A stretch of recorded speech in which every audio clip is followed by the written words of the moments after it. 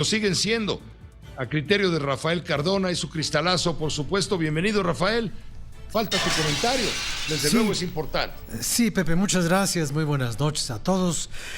Pepe, como tú comentas, los militares han sido protagonistas de la discusión nacional por muchas razones, vamos a decirlo así nada más, en la última semana, para no irnos a demasiados espacios anteriores.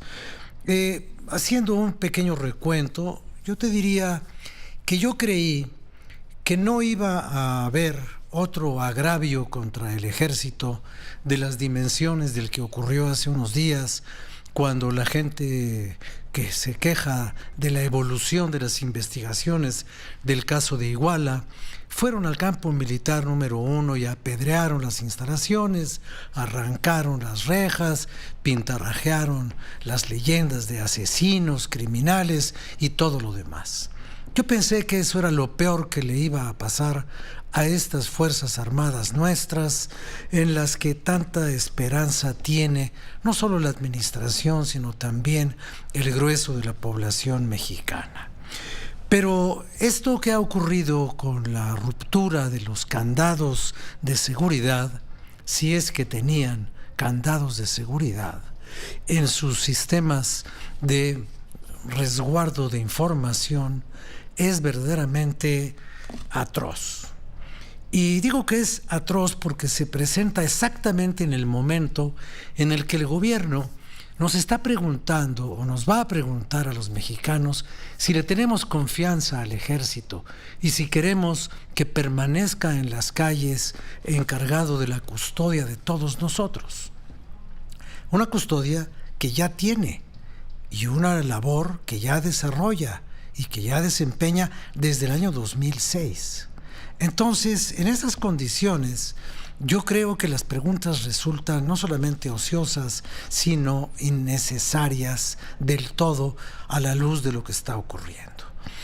Finalmente, ¿qué es lo que le pasa también a nuestro ejército? Bueno, pues las investigaciones de Ayotzinapa lo ponen en condiciones sumamente frágiles. Yo nunca había visto que el jefe máximo de las Fuerzas Armadas, como es el presidente de la República, diga que se ha querido propiciar una rebelión dentro del ejército por las acusaciones que se hacen y que después se retiran en la investigación de lo que pasó en Iguala. A mí me parece que es terrible que el Senado de la República crea que es el momento oportuno para prohibir lo prohibido. Pero también me parece que México va a encontrar una gran dificultad en localizar y en todo caso castigar a los piratas que se metieron a los servidores de la Defensa Nacional, cuando por otra parte alabamos, celebramos y prácticamente canonizamos al señor Assange, que ha hecho exactamente lo mismo que le han hecho al ejército mexicano y que es presentado como el Quijote de nuestros tiempos por el gobierno de la República.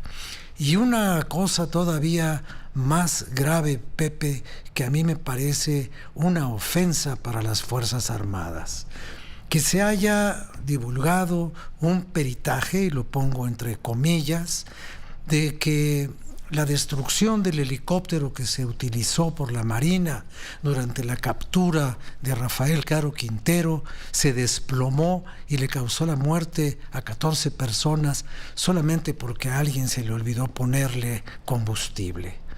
No es posible creer que las Fuerzas Armadas lleguen a ese punto de ineptitud de ir a un operativo de alta dificultad como ese y de alta importancia como ese, con los ojos del gobierno de los Estados Unidos encima de un narcotraficante, porque fue la presión de los Estados Unidos la que obligó a capturar a Caro Quintero, a quien las autoridades judiciales mexicanas liberaron de la prisión. Bueno, pues en esas condiciones nadie puede creer, Pepe, que se les haya olvidado el combustible de un helicóptero naval. Es un insulto para las Fuerzas Armadas. Y lo que acaba de ocurrir con los servidores y con la ruptura de la seguridad cibernética de la defensa coloca a los militares en una posición sumamente desventajosa frente a la opinión pública. No importa si nos lo quieren explicar con chicoche, no importa. El daño es grave. Gracias Rafael Cardona, muy buenas noches. Gracias, Pepe, buenas noches a todos.